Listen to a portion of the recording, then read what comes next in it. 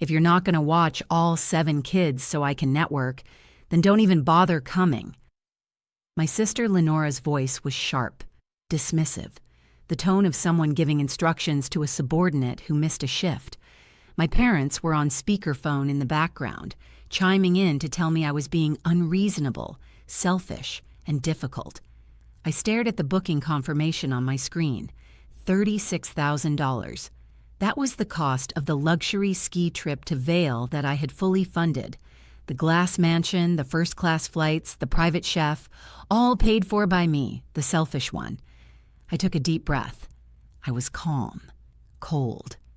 "Then my $36,000 isn't invited to Christmas either," I said.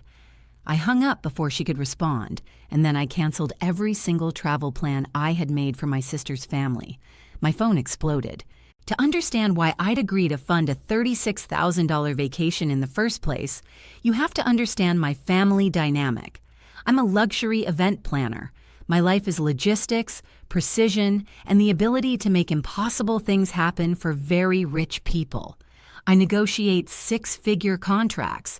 I manage teams of 50 people, and I make sure that when a client wants a white tiger at their reception, there's a white tiger. I am competent. I am successful. But in my family's hierarchy, I am simply the help.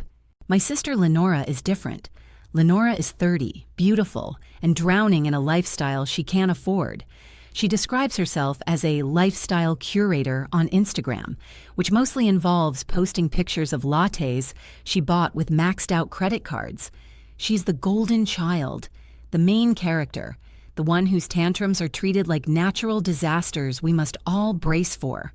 For years, I believed that if I paid enough, I'd finally be allowed to sit at the grown-ups' table. I paid for baby showers. I paid for anniversary dinners. I paid for emergency car repairs. I realized later this wasn't generosity. It was a tax.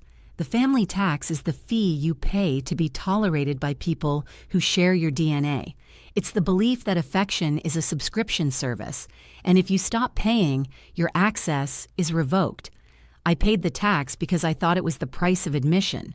So when Lenora floated the idea of a perfect family Christmas in Vail, Colorado, I didn't see a vacation. I saw an invoice for love.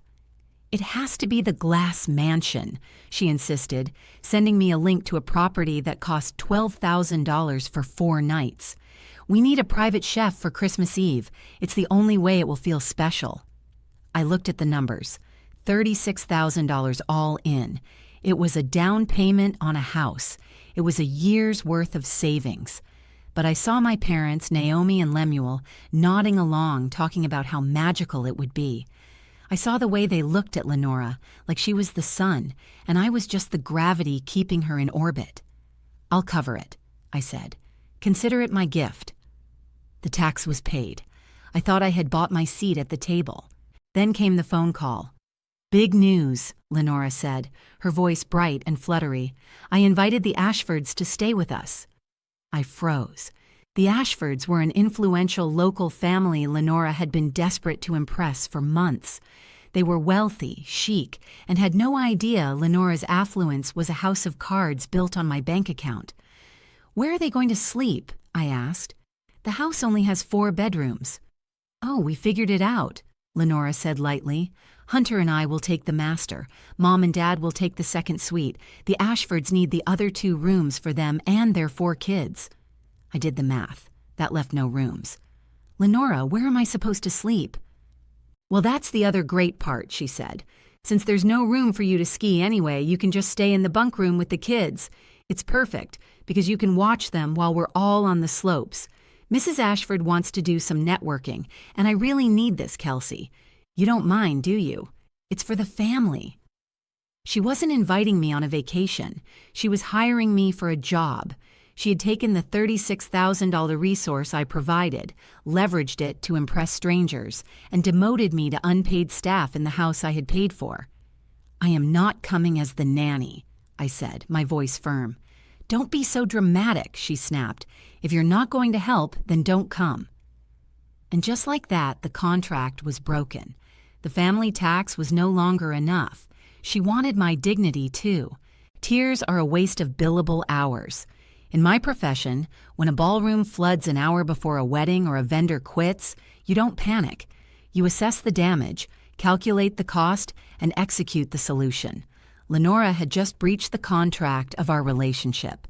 She'd made it clear that my role was not sister, but employee. And when a client becomes abusive, you don't negotiate. You terminate the agreement. I walked to my desk and opened my laptop. I pulled up the master spreadsheet titled Veil Christmas. It was a thing of beauty. Color-coded rows, confirmation numbers, itinerary links. It represented weeks of my work and $36,000 of my savings. I started at the top. The lodging, the glass mansion, $12,000 prepaid. I went to the booking portal and found the cancel button. A warning box popped up in stark red. Cancellation within 7 days of arrival will incur a $2,000 penalty. Do you wish to proceed? Most people would hesitate. $2,000 is a mortgage payment. It's an entire vacation. But I looked at that number and I didn't see a loss. I saw a severance package. I saw the price of my dignity. I clicked yes. Status. Canceled. Refund of $10,000 in process. Next, the flights. First class for 7 people. Lenora, Hunter, my parents, the 3 kids. I went to the airline site. Because I had booked premium fares, they were refundable, but with significant fees. Another $2,400 in penalties. Click. Canceled. The private chef for Christmas Eve dinner, the luxury SUV rental for 5 days, the ski passes, the prepaid spa treatments for Lenora and Mom. One by one, I dismantled the trip. I watched the rows on my spreadsheet turn from green to gray. It took me 12 minutes to undo 3 months of planning. When I was done, I tallied the damages. Total cancellation fees came to $7,200. I had just lit $7,200 on fire in less than a quarter of an hour. My hands should have been shaking. I should have felt sick. Instead, I felt a strange, cold rush of adrenaline. It was the best money I had ever spent. I wasn't losing it. I was using it to buy my way out of a lifetime of servitude. Then came the final decision. The system asked, "Would you like to send an automatic cancellation notice to all guests?" My finger hovered over the mouse. If I sent the notice, they would know tonight. There would be screaming, calls, demands that I fix it. They would have time to make other plans. They would have time to spin their version of the story. But Lenora had said, "If you're not going to help, don't come." She had set the terms. I was simply obeying. I was staying home. And since I was the one paying for the trip, my money was staying with me. I unchecked the box. I didn't send a text. I didn't send an email. I closed my laptop. It was 2 days before Christmas. They were packing their bags. They were posting pictures of their ski outfits online.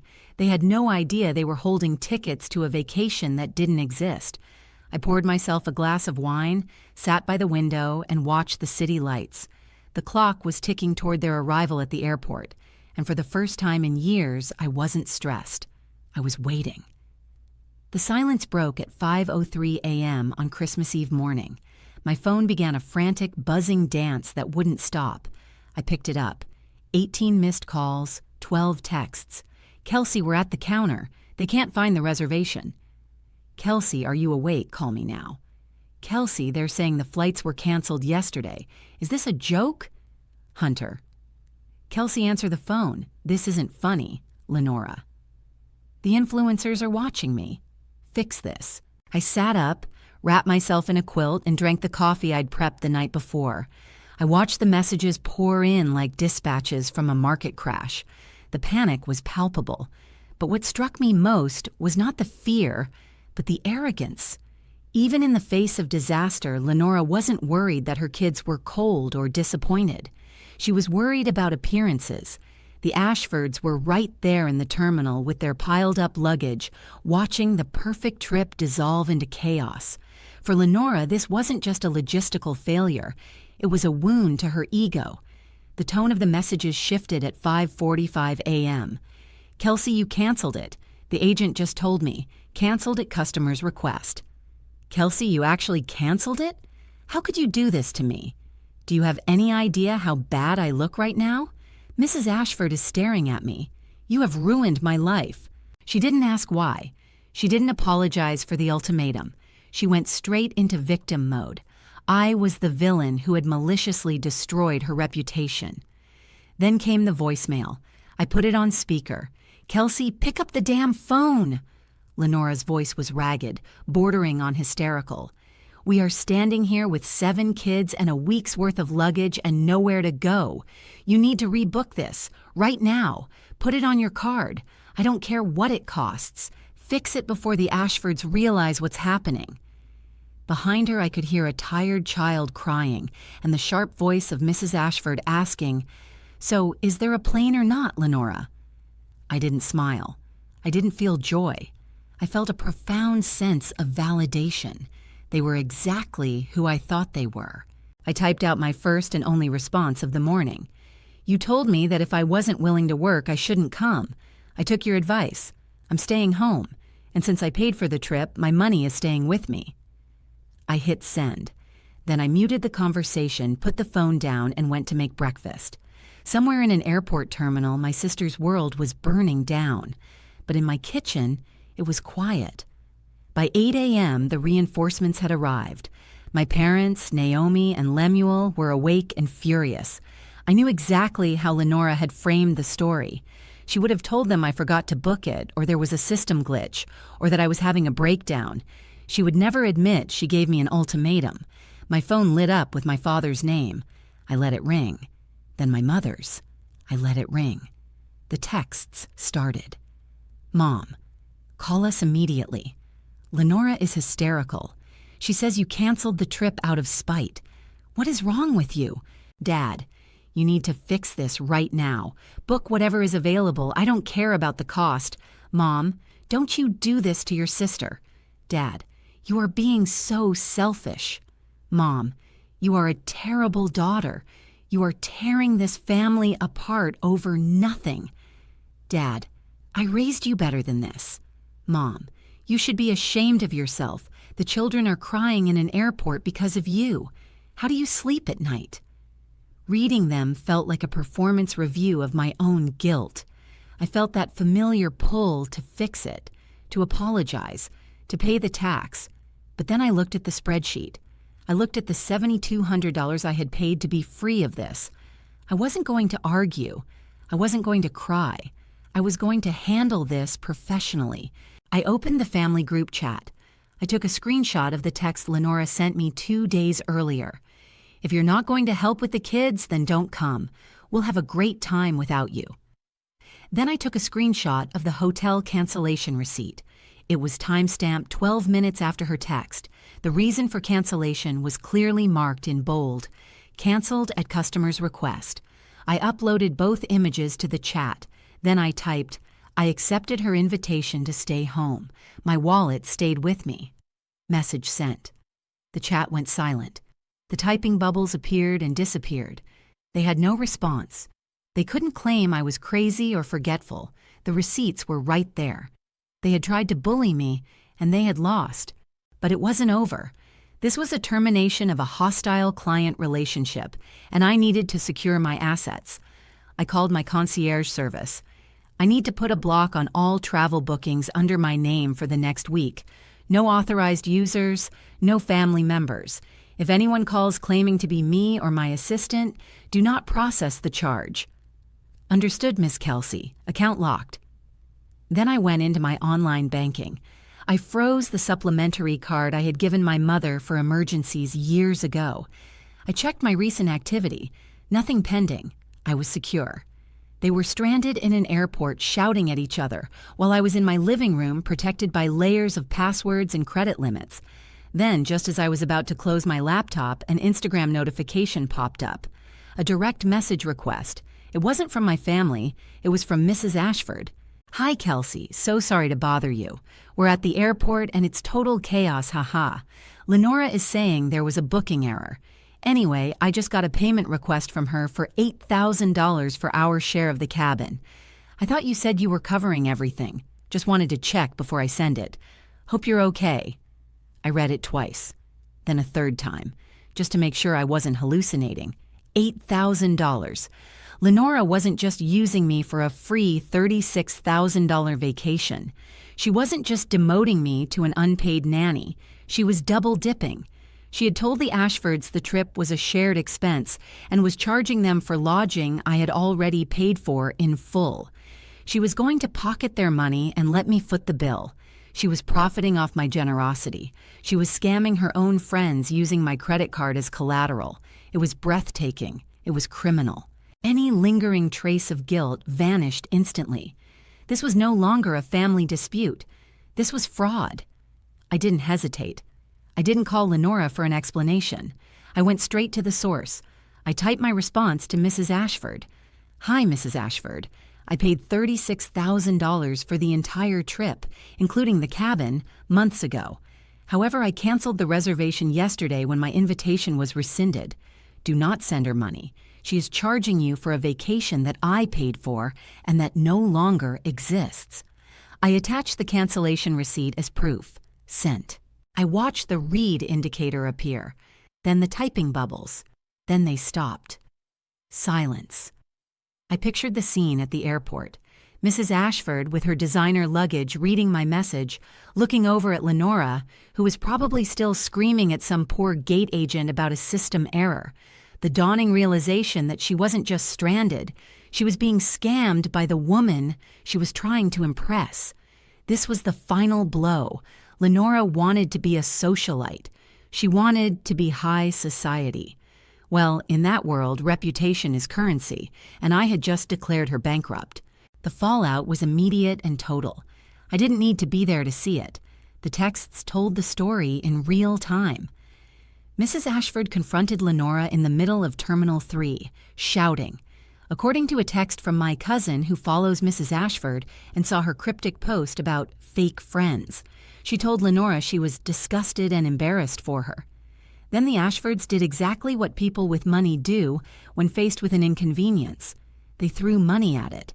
They booked their own first-class flights to a different destination entirely, leaving Lenora and her family behind.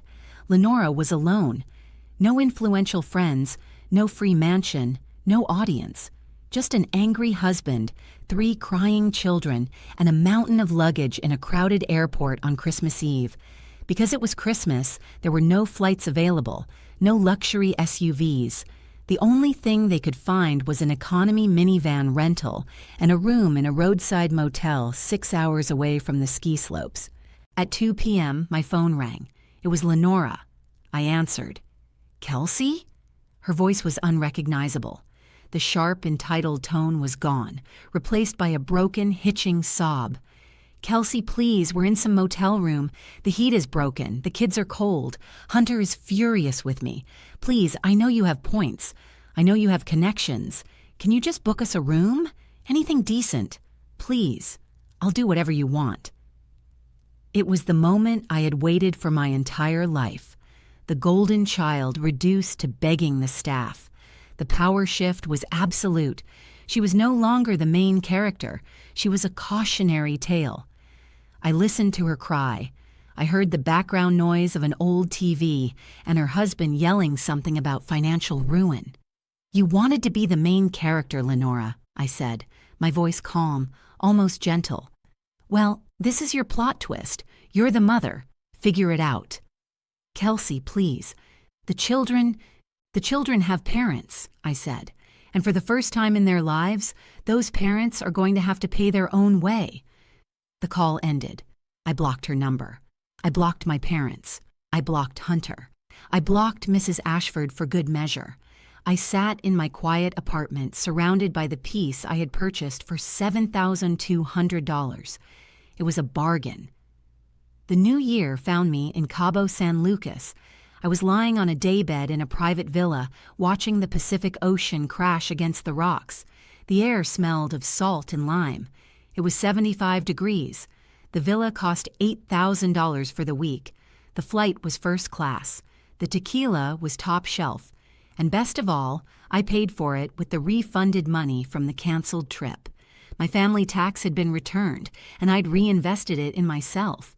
I checked my phone one last time before going offline. My cousin had sent me a screenshot of Lenora's Christmas Day post. It was a picture of her kids eating at a diner near the motel.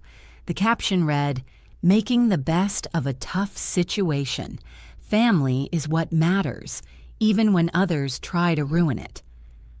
Family resilience. I zoomed in on the picture. She looked exhausted.